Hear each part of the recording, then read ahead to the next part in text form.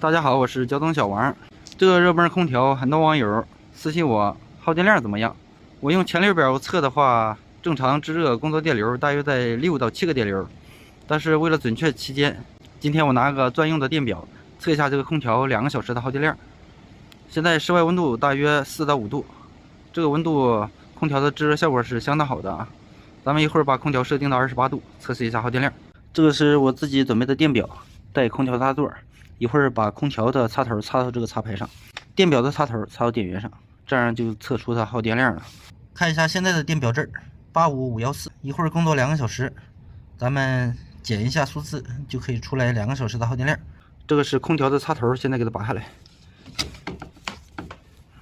插上电源插头，然后咱们把空调的插头插到插排上。现在插座的电源值灯已经点亮，马上就把空调打开。现在打到制热，设定到25度，再给它加3度，打到28度。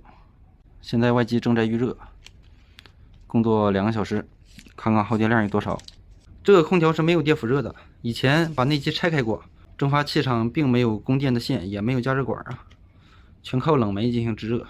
而且这个空调的外机是带一个板换的，有蒸汽喷寒的功能，所以制热效果特别好，零下30度也没有问题。现在外机已经运转了，风呼呼的，粗管直接就烫手了，制热效果特别好啊。细管也温了，内机应该开始吹风了，转2个小时看看吧。现在空调工作了2个半小时，看一下室温，接近24度了。空调出风口的温度特别高，烤手啊，估计有60、70度。看一下电表的现在数字85553。一会儿咱们算一下耗电量。由于空调还没达到设定温度，所以一直高频运转，55的，离设定温度还差4度。现在粗管手都不敢碰了，有70、80度。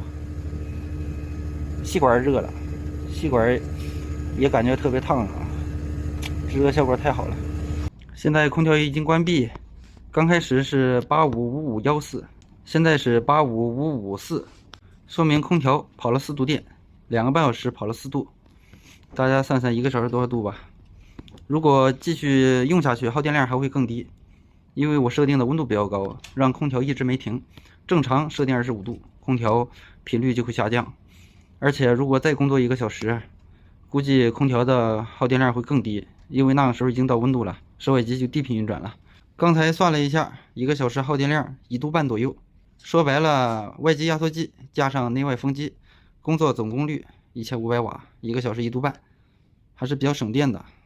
像普通一个挂机工作的时候加电辅热，接近2000瓦的功率。这个空调大 1.5 匹的1500瓦的制热功率，还是比较省电的，而且制热效果特别好啊。这个房间接近30平了，可以拉到25度，而且只开了2个多小时。大家觉得这个空调耗电量怎么样？专门为制热打造的空调。好了，本期的视频就给大家分享到这里，咱们下期再见。